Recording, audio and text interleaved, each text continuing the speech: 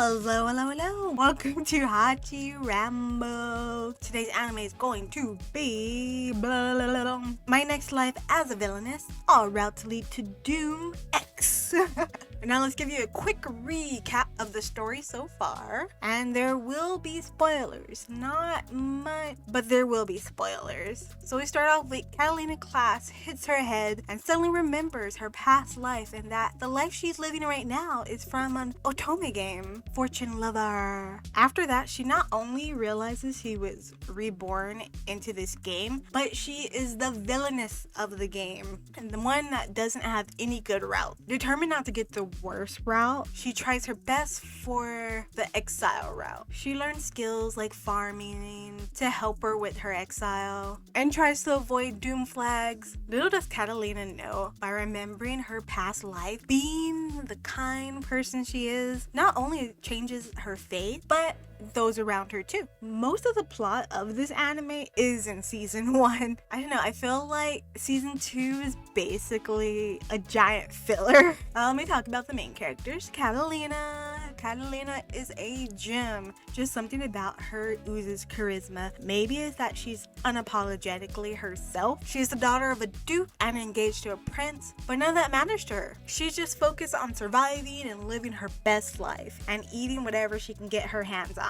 One of the best parts of season 2 is watching as Catalina unknowingly grows herself a harem. Everyone falls in love with Catalina. She doesn't have a clue. And her harem is very diverse. It's not just the prince, his brother, a best friend. It's all the women too.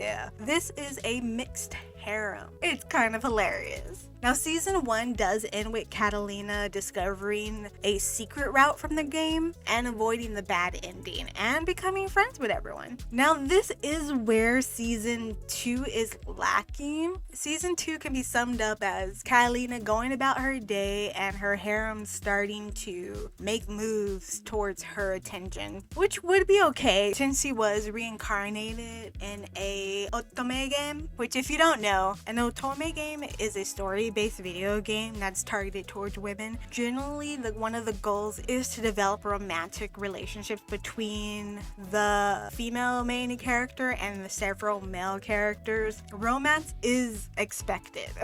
Now, it made sense that there wasn't much romance in season 1 since Catalina was focused on surviving. Without the looming doom flags there from season 1, there wasn't really anything to replace that in season 2. It just, like I said, one big filler. It was fun, but the only takeaway is that Catalina is naive, Gordo is in the lead, and more people are in Catalina's harem. And now everyone's graduated high school. There's going to be a movie next which focuses on there being a Fortune Lover 2 game that Catalina didn't know about. And it feels like that should have been season 2 instead of the season 2 we have. Like, the season 2 we got could have been a movie, and then Fortune Teller 2 could have been season 2, but maybe they didn't want to rehash season 1. I don't know. But enough plot talk. Let's talk about the one thing I really enjoyed about this anime, the soundtrack.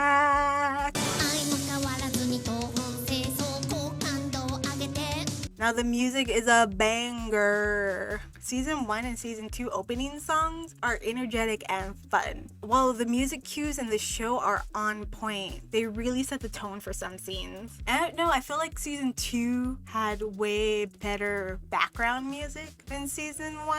I do like Season 1 opening way better, but I might have just noticed Season 2 music more because there wasn't much plot to focus on. Now, another point of the show is the harem. Now, my ranking has changed since season 1. Let me give you a little breakdown of who I think are the top contenders for Miss Catalina. Oh, not Miss. The Lady Katarina class.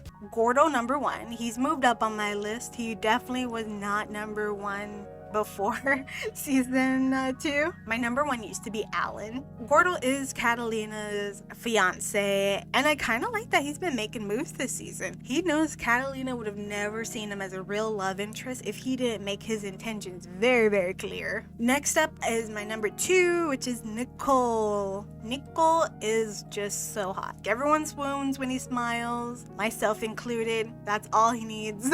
He's my number 2. After that, I think Mary is a good contender. She's just so bluntly obvious about her love for Catalina, and it's hilarious. She has no problem using her friendship with Catalina to get close to her and the block advances of the others, mainly Gordo and Alan to a lesser extent. But when they showed like what her like dream fantasy was, I cracked up. I was like, yes, I can see Mary totally doing that. Next up, for 4th place, I would say Alan, Sora, and Sophia. I really liked Alan first season, right up until like the last episode. And when him and Catalina had a little moment together, I just didn't see any chemistry. I don't know, the romance is just not there. So I totally bumped him down. Sora, I'm really liking him. He's the new guy this season. I am definitely liking him. I like his character design, and I don't know, he just seems like an interesting person from the slums. I like him. I'm hoping we'll see more of him. We probably will in the movie because he is one of the new players in Fortune Lover 2. And then there's Sophia. I have no idea what Sophia's intentions are. I don't know if she wants friendship or she wants more than that. I know she definitely wants her brother to be with Catalina, but sometimes I'm like, are these the thoughts of someone that wants Catalina to be with someone else? I think she thinks that if Catalina gets with her brother, it'll be like a twofer, which is kind of weird when I say it out loud, but I don't know. I feel like that's what she thinks. She does have like that sibling complex. They both do, Nicole and Sophia. Next up, Raphael and Ginger. I don't know. I don't really see them with Catalina at all. I keep forgetting about Raphael for one. He was the secret route. I don't know. He's kind of forgettable. And then Ginger's very new too. I feel like she came a little bit later than Sora, around halfway point of season 2. I don't even know if she was in season 1. I feel like she probably was, and I just didn't notice her. But yeah, she's okay. I don't know. She's just too new for me to really rank up any higher. Next up, I have Maria. I know. She's pretty low in that ranking. I don't know. She just bores me. I don't know. I think she's a boring character, and she's like the bootleg boring version of Gordo. Lastly, Keith. I don't know. Don't come at me. I know there's a lot of Keith fans. I don't like him. I don't know. I liked him as a kid. Adult Keith is just, I don't know. I think he's boring too. He's just like Maria, kind of boring. And then he's like pulling a Gordo and be really forward with his intentions to Catalina, but I don't know. I just don't see it. And I don't like his character's design. He's all beige on beige. But I definitely look forward to the movie, and there's going to be a game that's supposed to be released later this year, 2021, that I will play. There's supposed to be 2 new people added to the harem. I know Catalina's gonna have like a whole arm by the time the series over, but one of them's a pirate, and I'm already in love. With that, like, subscribe, and peace out.